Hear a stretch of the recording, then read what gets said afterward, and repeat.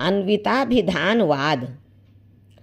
अन्विताभिधान का अर्थ है अन्वित अर्थात संबद्ध अर्थों का अभिधान कथन। अभिप्राय यह है कि पद परस्पर अन्वित होकर ही शाब्दबोध कराते हैं। पदों से कहे गए पदार्थों का अन्वय वाक्यार्थ नहीं, अपितु अन्वित पदों का अर्थ वाक्यार्थ है। जैसे घटं करोति कुंभकारः। इस प्रयोग में घटम पद से घटनिष्ठ कर्मता और करोति से तदनुकूल कृतिमान इतना अर्थ है।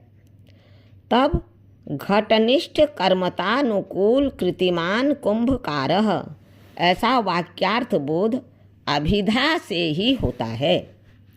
वृत्तिता के ज्ञान के लिए अलग कुछ नहीं है। अभिधा से ही संपूर्ण वाक्य का अर्थ निकलता है। अतएव वाक्यार्थ वाच्य है। जैसा कि काव्य प्रकाशकार कहते हैं, वाच्यः एव वाक्यार्थः इति अन्विताभिधानवादिनः। अन्वित के अभिधान की प्रक्रिया शास्त्रकारों ने इस प्रकार बतलाई है। पदों के आवाप लाना और उद्वाप हटाना से पद में पदार्थ का संकेतक ग्रह होता है। वे पद अन्वित पदार्थ का बोध कराते हैं, अतः अभिधा से ही शाब्द बोध हो जाता है। तात्पर्य वृत्ति मानने की जरूरत नहीं है। जैसा कि प्रकरण पंचिकाकार कहते हैं, ओप्यन्ते चोद्ध्रियन्ते च स्वार्थाः अन्वयशालिनः अन्विते नैव सामर्थ्यं पदानां तेन गम्यते। जैसे बालक को शाब्दबोध कराना है, उत्तम वृद्ध ने मध्यम वृद्ध से कहा गाम आनय देवदत्त, फिर कहा गाम नय अश्वमानय, फिर कहा गाम बधान अश्वम नय। पहले बालक पूरे गाम आनय से गाय पदार्थ का बोध कर रहा था।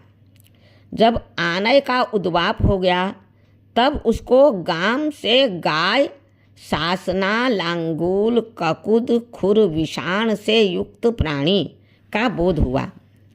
अश्वम आनय कहने पर आनय का अर्थ आनयन लाने की क्रिया है, यह बोध हुआ। अब बालक ने दोनों को मिलाकर शाब्दबोध किया कि गाम आनय का अर्थ है गवानयन अर्थात गाय को लाना। इस प्रकार क्रिया पदार्थ से अन्वित गांग कर्म कारक में बालक को संकेतक ग्रह हुआ तथा गांग कारक पदार्थ से अन्वित आनयन क्रिया का संकेतक ग्रह भी बालक को हो गया। इससे यह स्पष्ट है कि पद और संबंध मिलकर अभिधा से पदार्थ बोध कराते हैं। तब गाम आनय के वाक्यार्थ बोध का आकार होगा गोनिष्ठ कर्मता निरूपिता नयनानुकूल व्यापारवान देवदत्त। माने गोनिष्ठ अथवा गोवृत्ति कर्मता निरूपित आनयनानुकूल व्यापारवान देवदत्त। इसी सिद्धांत को आचार्य मम्मट ने निम्न कारिका में स्पष्ट किया है। शब्द वृद्धाभिधेयांश्च प्रत्यक्षेणात्र पश्यति श्रोतुः च प्रतिपन्नत्वम् अनुमानेन चेष्टया अन्यथानुपपत्यातु बोधे शक्तिं द्वयात्मिकाम् अर्थापत्यावबोधेन संबंधम त्रिप्रमाणकम्। जब व्यवहार से शक्तिग्रह होता है तब उत्तम वृद्धि के द्वारा उच्चारण किए गए शब्द को बालक प्रत्यक्ष प्रमाण से जानता है अर्थात सुनता है।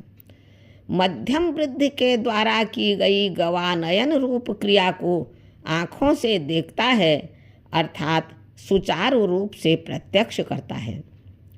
तत्पश्चात श्रोता के ज्ञान का क्रिया द्वारा अनुमान करता है अर्थात मध्यम वृद्ध ने उत्तम वृद्ध के कहे हुए वाक्य को समझकर व्यापार किया है, ऐसा अनुमान करता है। तत्पश्चात बालक यह अर्थापत्ति करता है कि उक्त वाक्य और उसके अर्थ में वाच्यवाचक भाव संबंध है। इस प्रकार अन्यथानुपपत्ति रूप अर्थापत्ति प्रमाण से वह पद और पदार्थ में वाच्यवाचक भाव रूप शक्ति को जानता है। यदि इनमें वाच्यवाचक भाव संबंध न होता तो उत्तम वृद्ध के कहने पर मध्यम वृद्ध गवानयन रूप व्यवहार न करता। यह अन्यथानुपपत्ति का आकार होगा।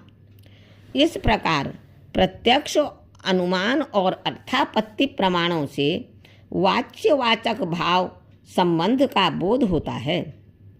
यह काम अभिधा शक्ति ही करती है।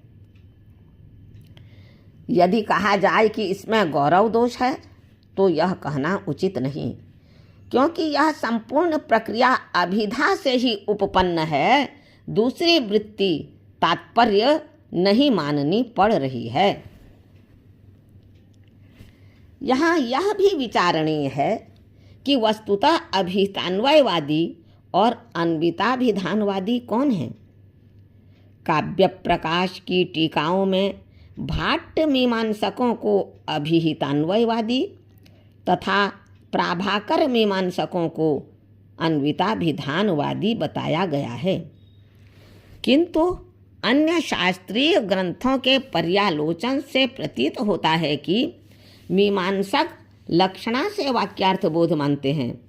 वेदांती भी लक्षणा से ही वाक्यार्थ बोध मानते हैं। नैयायिक संसर्ग मर्यादा अर्थात आकांक्षा से वाक्यार्थ बोध स्वीकार करते हैं। उनके मत में तात्पर्य वृत्ति से वाक्यार्थ बोध नहीं होता।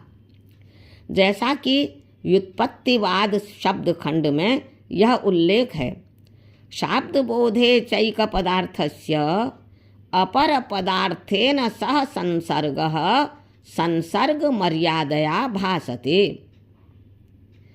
किंतु प्राचीन न्याय में न्याय मंजरीकार जयंत भट्ट ने तात्पर्य वृत्ति को स्वीकार किया है। अभिधात्री मता शक्ति पदानां स्वार्थनिष्ठता तेषां तात्पर्य शक्ति तो संसर्गावगमावधि तेनान्विताभिधानं हि नास्माभिरिहमृष्यते अन्वित प्रतिपत्तिस्तु बाढ़मभ्युपगम्यते। इस विषय का विशद विवेचन साहित्य मनीषी राष्ट्रपति सम्मानित आचार्य प्रवर गुरुवर डॉक्टर वायुनंदन पांडे जी ने अपने शोधपूर्ण निबंध तात्पर्य वृत्ति विमर्शः सारस्वती सुषमा 29/2 भाद्र पूर्णिमा संवत 2031 एवं शोधपूर्ण ग्रंथ श्री मम्मट पंडित राज सिद्धांत मीमांसा में किया है।